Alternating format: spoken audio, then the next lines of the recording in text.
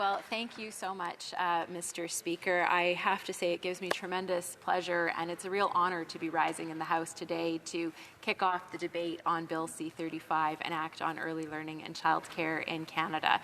I want to start with a few thank yous.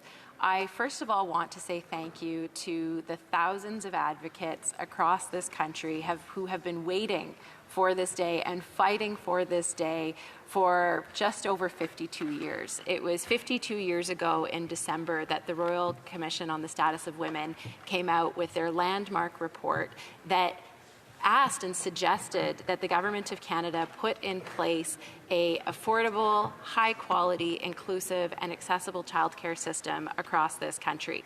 Now, 52 years is a long time to wait, and there are lots of families who went through childcare, obviously, during that period of time. But what I have heard from stakeholders and advocates across this country is now is a good time to start, that it's never too late to do the right thing. And here we are today. We have agreements signed with 13 provinces and territories. As of December, almost all of them had reduced fees by 50%, and we've got one more that's going to be making a good announcement very soon, and more of those fee reductions are on their way, Mr. Speaker. And let me tell you what really excites me about this system and about this bill. It's the impact that it is having on families. I have had the occasion to travel to almost every province and territory across the country over the past year and to engage with families and to hear from them the stories about how this bill is making, or how this system is making a difference in their lives. And I have yet to go and speak to a child care center or a family who has not talked about the very real and tangible impact that this reduction in fees is having on their family's bottom line. And I want to start by talking about one of the things that we've been doing as a federal government for a while, and that's the RESP, the Registered Education Savings Plan. For decades, we've been encouraging families to save for post-secondary education, understanding that this is a huge expense, but it's important for all of our children across this country, for the future of our country, to make sure that they have that opportunity to attend post-secondary education.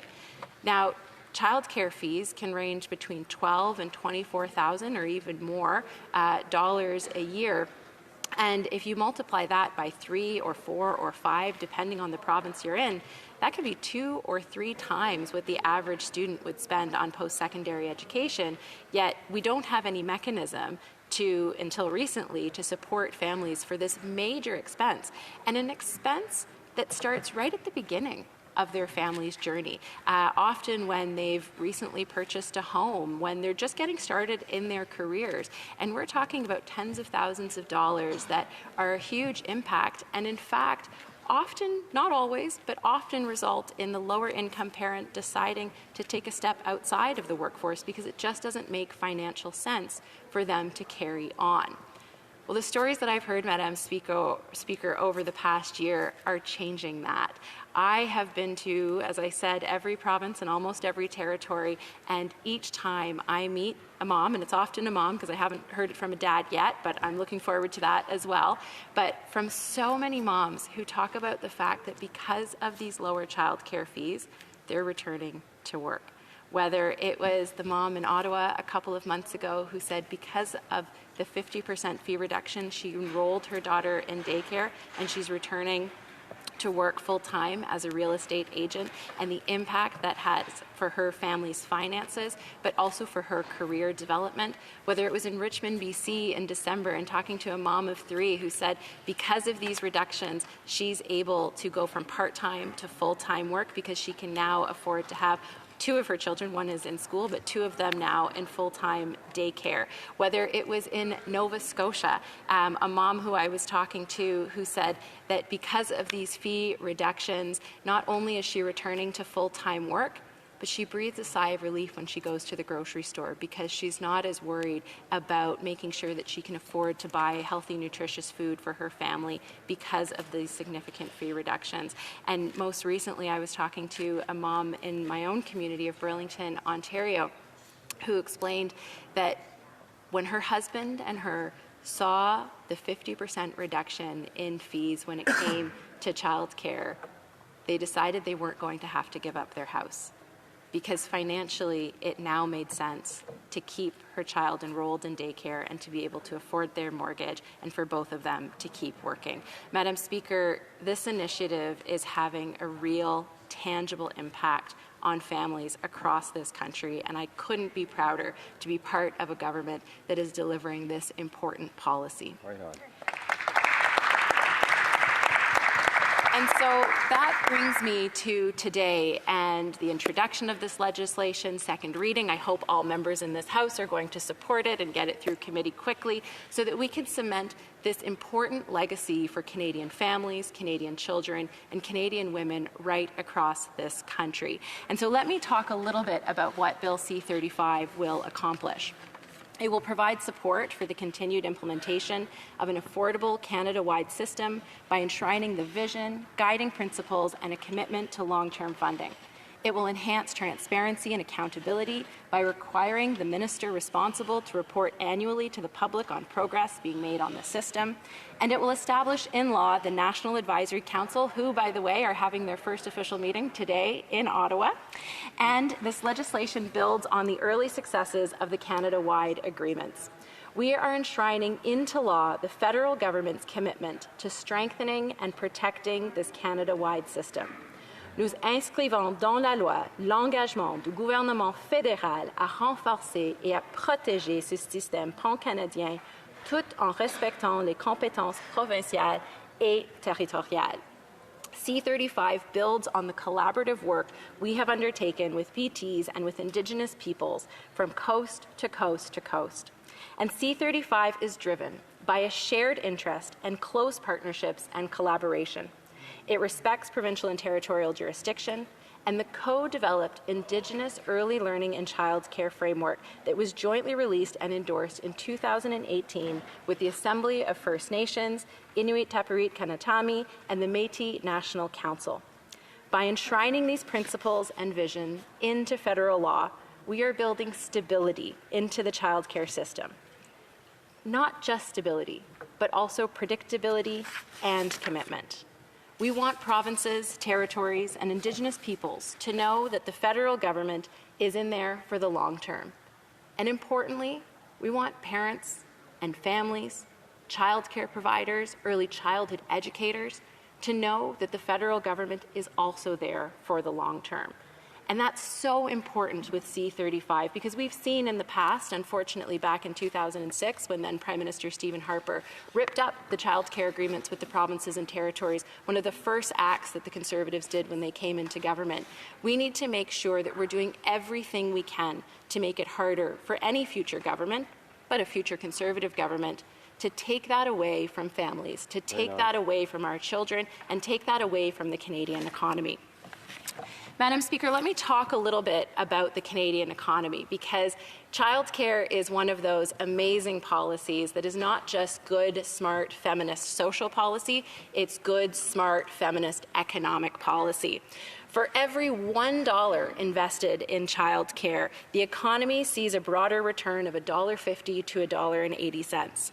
The Canada-wide system, it is estimated, could raise real GDP in our country by as much as 1.2% over the next 2 decades.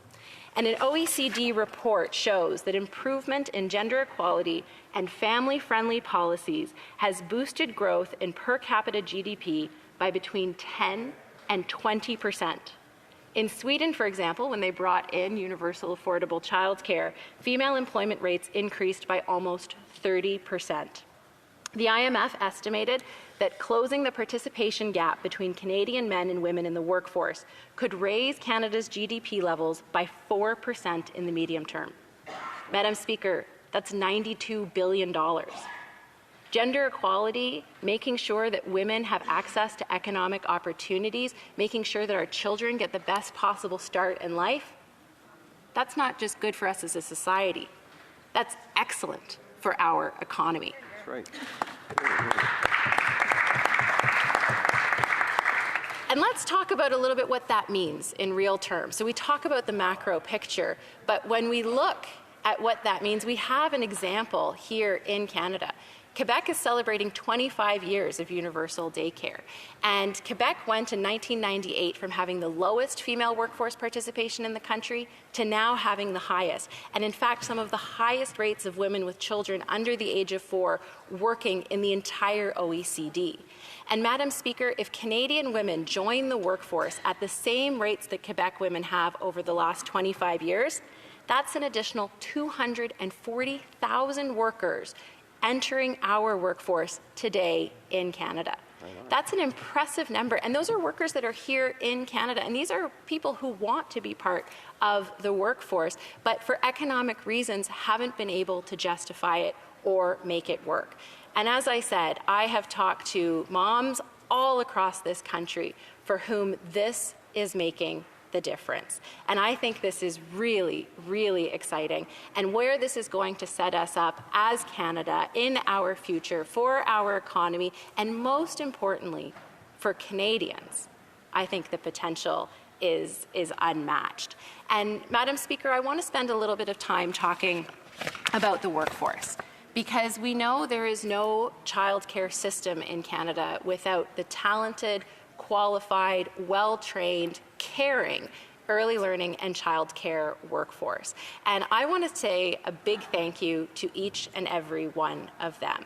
And yes, you can clap for that. You should absolutely clap for that. Because during the pandemic, they went to work so that Canada could keep working. We saw what happened when childcare centres were closed. It meant parents had to stay home, who were staying home with their children. It's pretty hard. I don't know about any of you, but I was home during the pandemic for those first 6 months, and my two-year-old, then 2.5-year-old was home with me. And it's pretty tricky to get that work done when you've got a 2 or a 2.5-year-old with you, and anyone who has been a parent or is a parent or has been a parent of a young child can attest to. And those childcare workers, they went to work during the pandemic. They went when we needed them most. And we need to recognize that. We need to say thank you, and we need to ensure that we have the system in place to support them with good wages and to make sure that they have an environment in which they can thrive and in which they can grow and develop their careers as well. And Madam Speaker, if I may, when we talk about childcare, we talk about the economic impact, we talk about the social impact, but I think we also need to talk about the impact that it has on our children.